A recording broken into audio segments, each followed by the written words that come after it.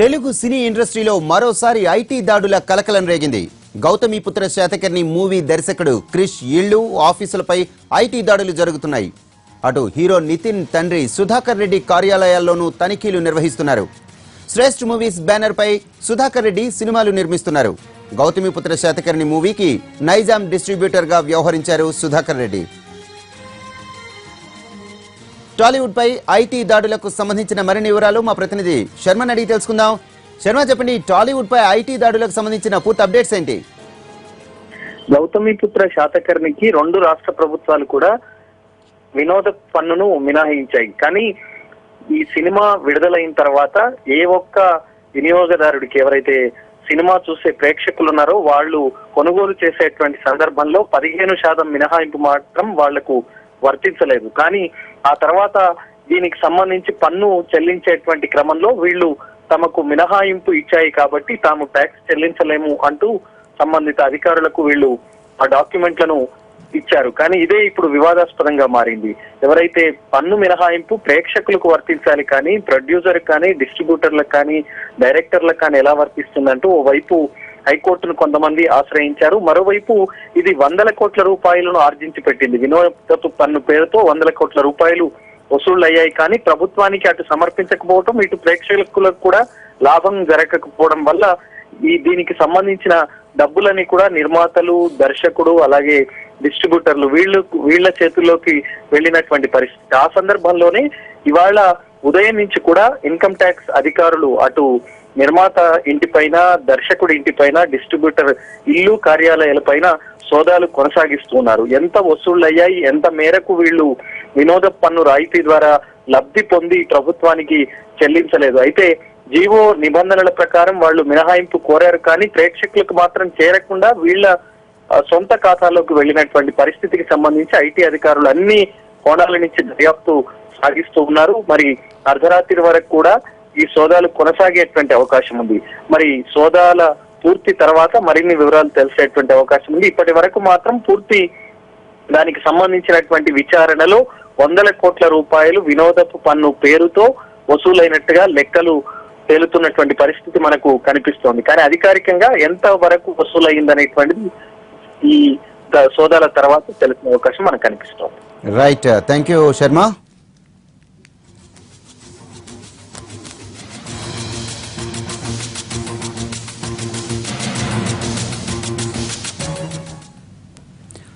దాసరి నారాయణరావు 2-3 రోజుల్లో కోలుకుంటారని కిమ్స్ డాక్టర్లు ప్రకటించారు.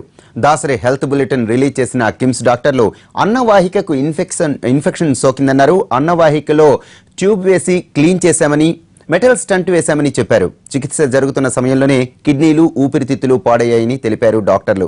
కిడ్నీ పనితీరు మెరుగుపరచడానికి డయాలసిస్ చేశామన్నారు. దాసరి ప్రస్తుతం వెంటిలేటర్పై ఉన్నారని, ట్యూబ్ వేసి క్లీన్ చేసిన తర్వాత కూడా అన్నవాహికలో ఇంకా ఇన్ఫెక్షన్ ఉందన్నారు కిమ్స్ డాక్టర్లు.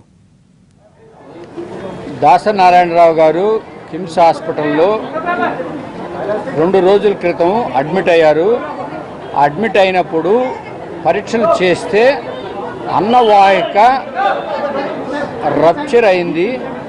రప్చర్ అయిన తర్వాత దాన్ని వెంటనే ఆ రోజు రాత్రికే ట్యూబ్ వేసి క్లీన్ చేసి ఆ యూసోఫేగస్లో రప్చర్ అయిన దానికి ఒక మెటల్ స్టెంట్ పెట్టి తర్వాత ఈరోజు మార్నింగ్ ఆపరేషన్ చేశాము.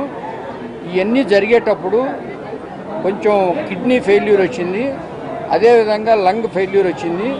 కిడ్నీ ఫెయిల్యూర్కి డయాలసిస్ చేసి దాన్ని రెక్టిఫై చేస్తున్నాం. లంగ్కి వెంటిలేటర్ మీద పెట్టాము. వెంటిలేటర్ లంగ్ కూడా ఇప్పుడు బాగానే పనిచేస్తుంది. కాదంటే ఈ యొక్క అన్నవాహికలో ఉన్న పదార్థాలన్నీ బయటికి లోపల ప్లోరల్ క్యావిటీలో అంటే ఉన్నదానివల్ల ఇన్ఫెక్షన్ రేటు చాలా ఎక్కువగా ఉంటుంది జనరల్గా. ఆ ఇన్ఫెక్షన్ని కంట్రోల్ చేసేదానికి ఈ ప్రయత్నాలన్నీ చేస్తున్నాం. ఇప్పుడైతే చాలా మంచిగా ఉన్నారు. ఏదైనా కూడా ఒక 2-3 రోజుల్లో మనం బాగా కోలుకునేదానికి ఆస్కారం ఉంది. ఇది చికిత్స పొందుతున్న దాసరిని నటుడు మోహన్ బాబు పరామర్శించారు. ఆయన త్వరలోనే కోలుకుంటారని చెప్పారు. బాబా దయ వల్ల ఆరోగ్యం బాగుంటుంది. డాక్టర్ గారు అన్నీ చెప్పారు. మీరందరూ మనకు కావాల్సిన వాళ్ళు. డాక్టర్ గారు చెప్పిందే వేయండి దయచేసి. మీరందరూ ఆయనకు, నాకు, మా కుటుంబానికి కావాల్సిన వాళ్ళు. ఆయన ఆరోగ్యం బాగుండాలని మీరందరూ దేవుని ప్రార్థించండి. సినిమా పరిశ్రమకు ఒక గొప్ప వ్యక్తి, ఆయన 100 సంవత్సరాలు క్షేమంగా ఉండాలని ఉంటారని కోరుకుంటున్నాను. అంతకుముందు దాసరిని పలువురు సినీ ప్రముఖులు పరామర్శించారు. సహజ నటి జయసుధ దంపతులు, ప్రముఖ నిర్మాత అల్లు అరవింద్ కిమ్స్ ఆసుపత్రికి వచ్చారు.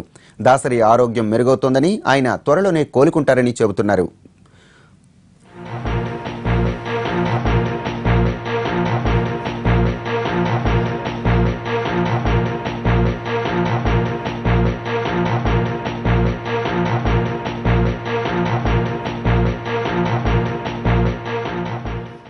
సీరియస్ అని సీరియస్ ఏం లేదు అది అంతే డాక్టర్ చెప్తారు. యాక్చువల్లీ ఆయన చెప్తారు ప్లీజ్ జాయిన్ అంటే నిన్న జాయిన్ అయ్యారు అంతే ఏం లేదు ప్లీజ్ అంత బాగుంది స్టేబుల్ అండి.